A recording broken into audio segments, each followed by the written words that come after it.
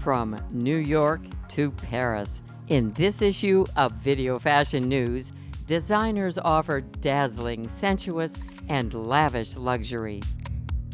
Bronx and Banco takes their client to Tulum for spring 2022. Inspiration always comes from my travels, and it's usually about women. So I feel like Mexican and Tuluman women were very wild and confident and love to breathe, like show us their skin. Then, flashback to designer Natalie DeBanco's first New York Fashion Week runway. In Milan, Etro draws inspiration from men's uniforms for their rich fall 2021 runway.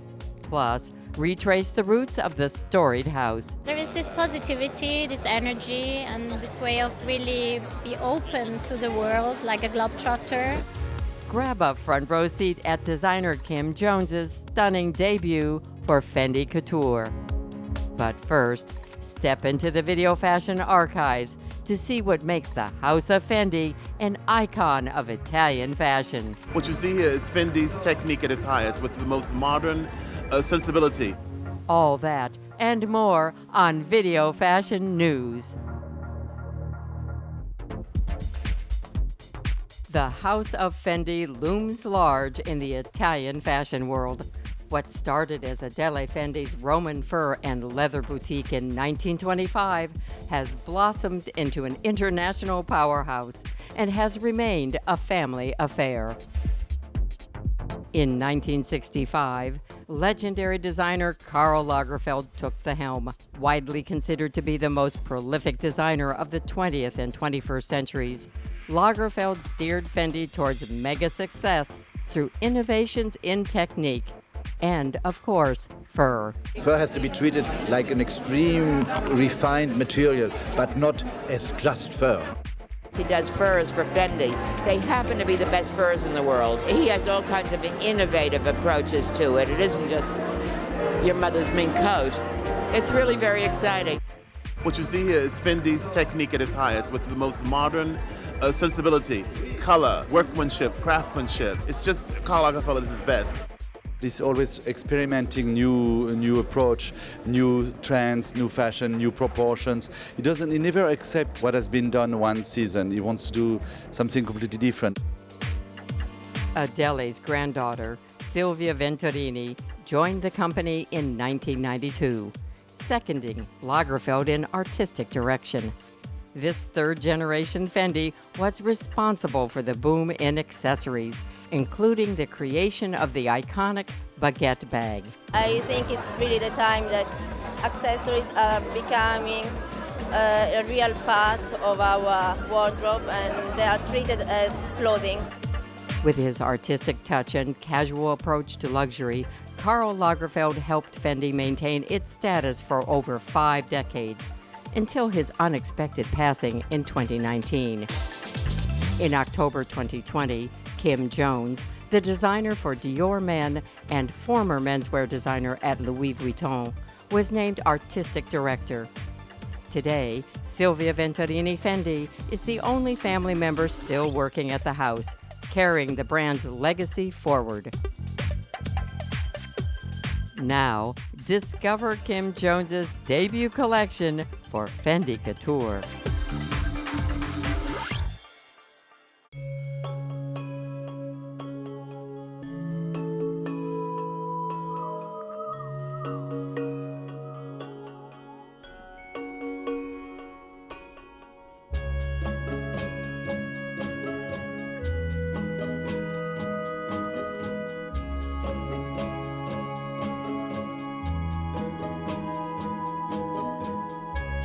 Kim Jones made his haute couture debut for Fendi at the Romans House's 2021 runway in Paris.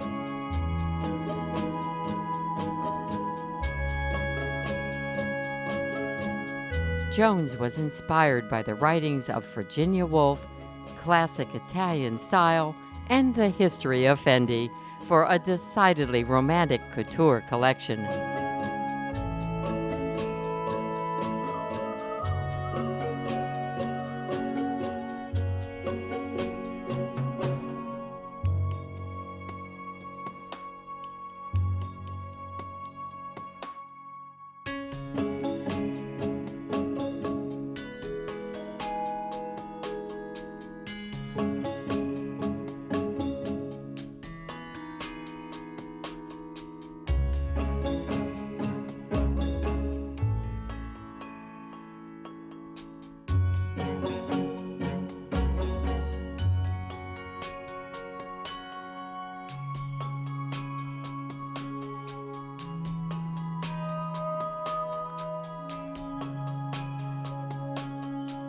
supermodel friends came out to support Jones on the runway, including Christy Turlington.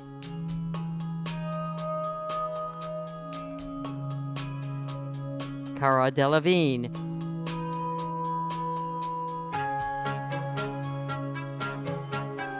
and Kate Moss.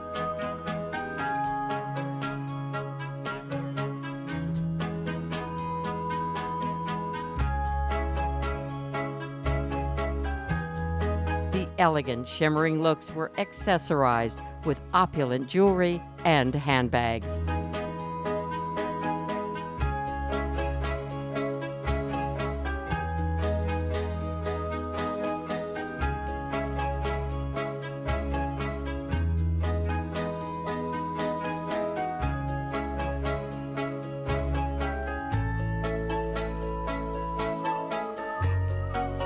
The marbled sheen of the closing gown, worn by none other than Naomi Campbell, was a tribute to the Galleria Borghese in Italy.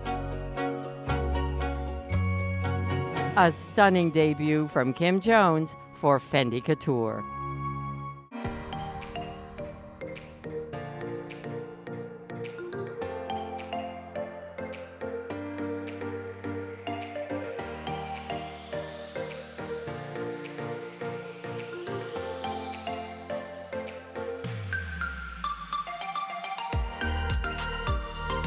The inspiration this year was I went to Mexico, Tulum. Inspiration always comes from my travels, and it's usually about women. So I feel like Mexican and Tuluman women were very wild and confident and love to breathe, like show us their skin.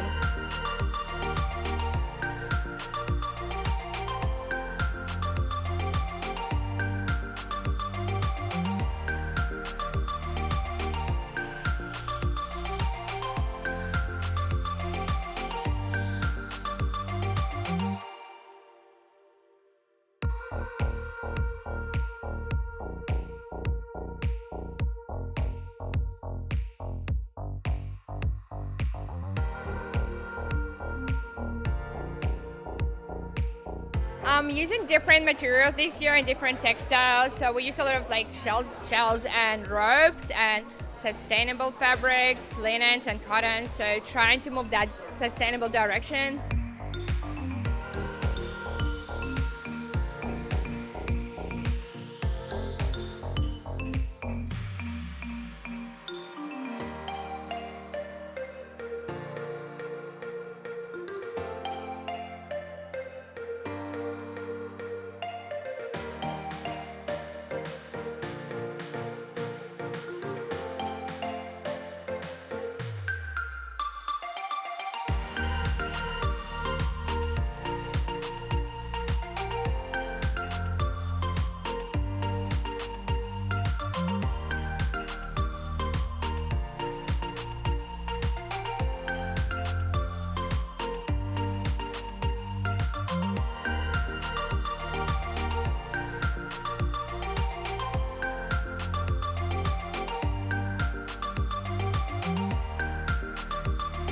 You see, quite muted. I don't know, usually I'm quite bright, but maybe COVID had something to do with that. So it's quite easy and relaxed.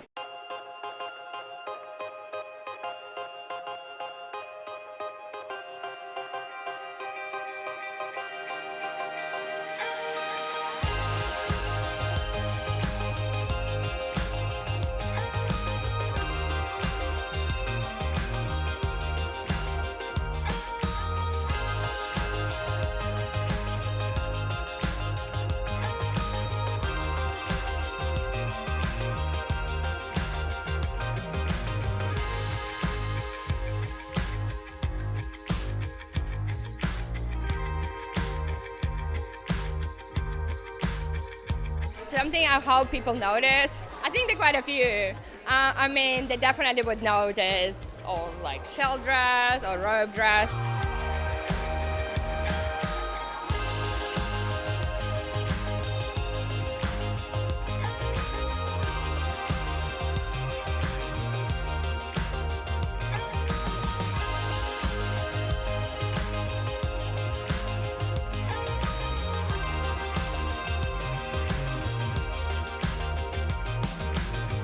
favorite was the first dress that came out, very asymmetric. We actually burnt it. You know, it's very raw and like, it just feels free.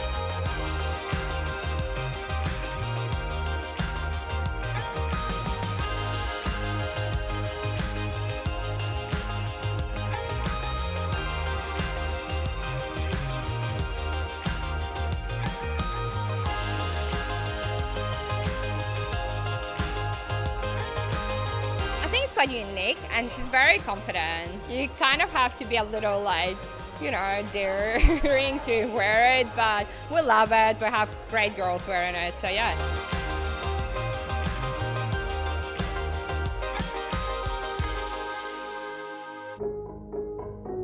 Now, flashback to Bronx and Banco's first New York runway.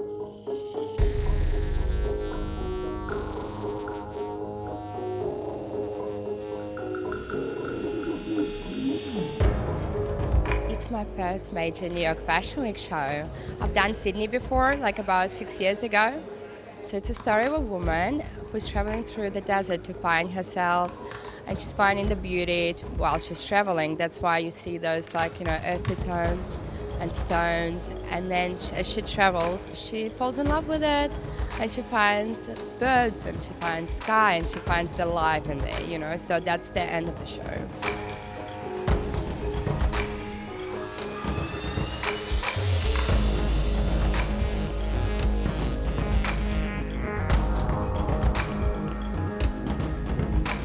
She enters the desert, so you know, so that's kind of when you enter the desert, it feels very dry, and that's why it's slinky and it's very, you know, sweaty. So you can see the red tones, which are sun and heat.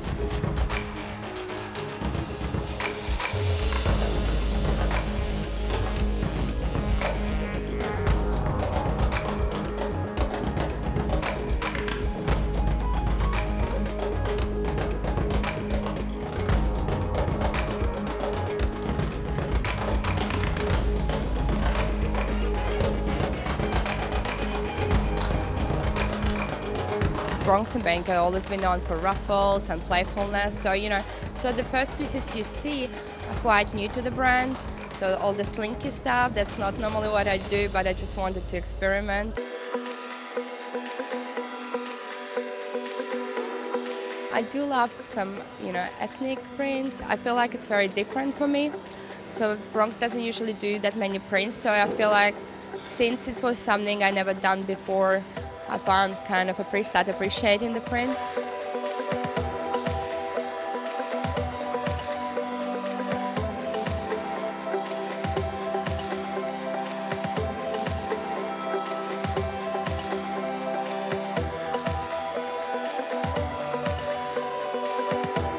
I do love blue snake. You know, I just found it's different interpretation of the current colors. So we can see a lot of snake, you know, and a lot of reptiles coming in, but I feel like the hot pink snake or blue snake, this is something quite new.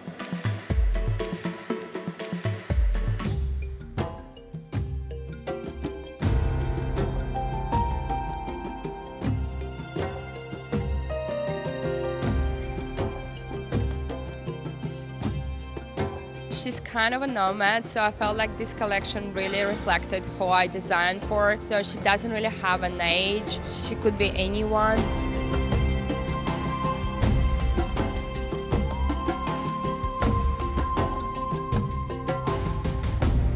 She's just a traveler. She's the person who is like independent, and you can see very strong pieces. So she owns it, and she's a boss girl, and she can wear whatever she wants. She can be a ruffle, or she can be like a snake. As long as she looks good and she's confident, yeah.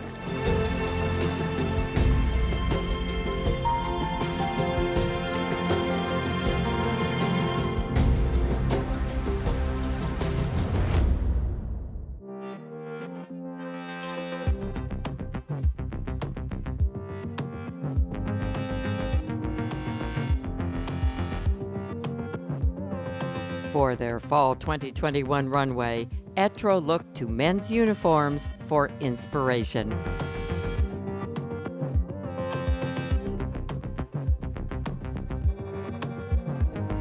Polished blazers, robe coats, bomber jackets, and anoraks were elevated with Etro's signature use of rich materials, opulent detailing, and of course, paisley patterns.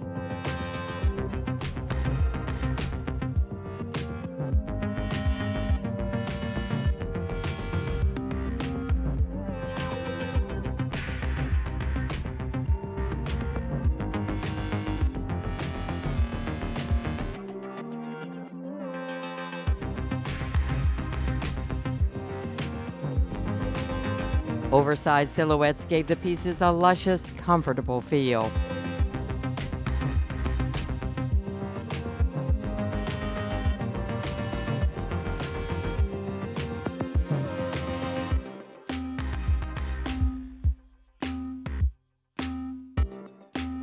Patterns in vivid hues were contrasted with solid colored pieces. Warm, earthy tones clashed with pops of neon pink, yellow, and blue.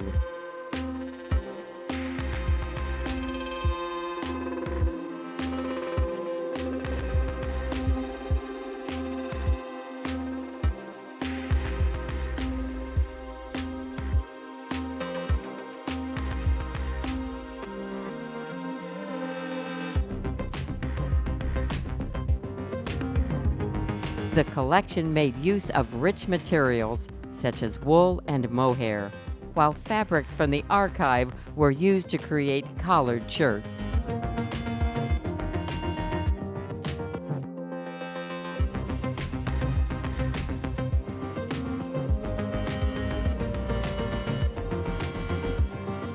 Now, step into the Videofashion Archives for a look back at Etro's storied past. Once called the Ralph Lauren of Europe, Etro has become synonymous with fine Italian craftsmanship, luxurious fabrics, and the unmistakable Etro paisley print. In 1968, economist and seasoned traveler Girolamo Etro started his eponymous ready-to-wear textile company and launched a family business which has now withstood half a century and continues to thrive and expand internationally. Etro started off as something very Anglophile, this Italo-Anglo look. And I think here now it's changing, it's merging into something more global. Girolamo's children, Keen and Veronica Etro, have since taken over as creative directors at the company, walking in their father's footsteps while expanding into accessories, housewares, and even fragrances.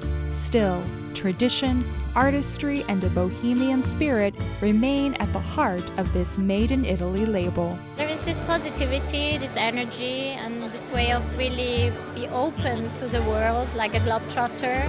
I call all this today is like the Etro Paisley tribe. She loves art, she loves color, obviously, and prints, but the fact is she doesn't take fashion too seriously. She plays rather with it. She has fun, which is good to remain like this and have fun with prints. And it's like a collector. She travels and collects the pieces. I like to create timeless pieces rather than the last trend of the moment.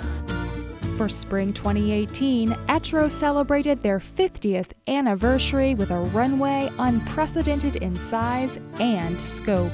The brand showcased nearly 100 looks, including menswear, womenswear, and activewear, and the design duo looked ahead with unbridled optimism.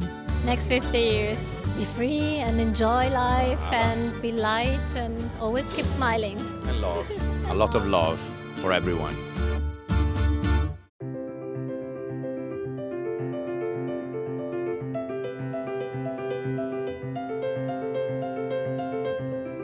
For fall 2021, Italian label Cividini delivered a collection that was made to last, inspired not by trends, but by style.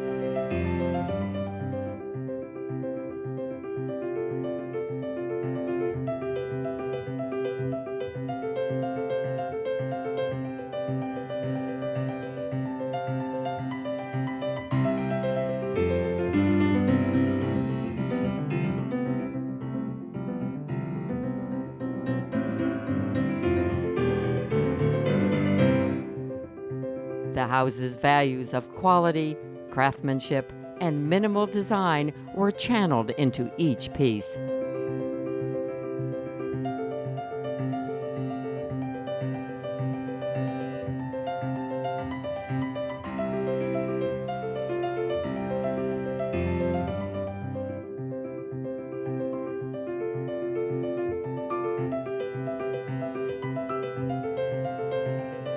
Monochromatic looks were elevated through rich materials, precise fabrication, and a minimal aesthetic that was true to the brand.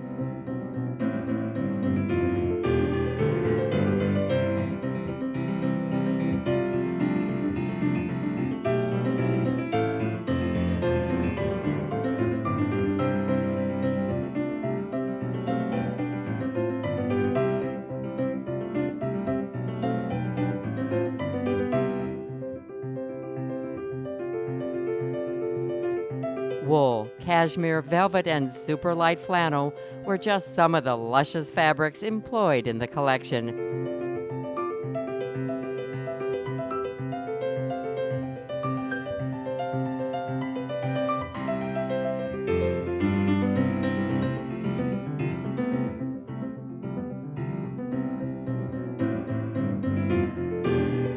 Supple leather handbags and cowhide accessories were luxurious additions to the runway.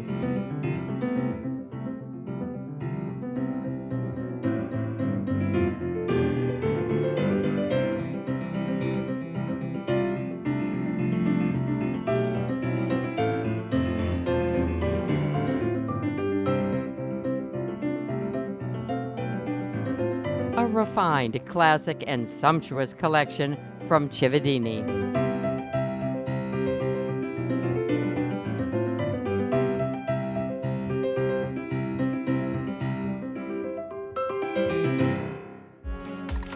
That's a wrap on this episode of Video Fashion News. Tune in next time for another fashion experience.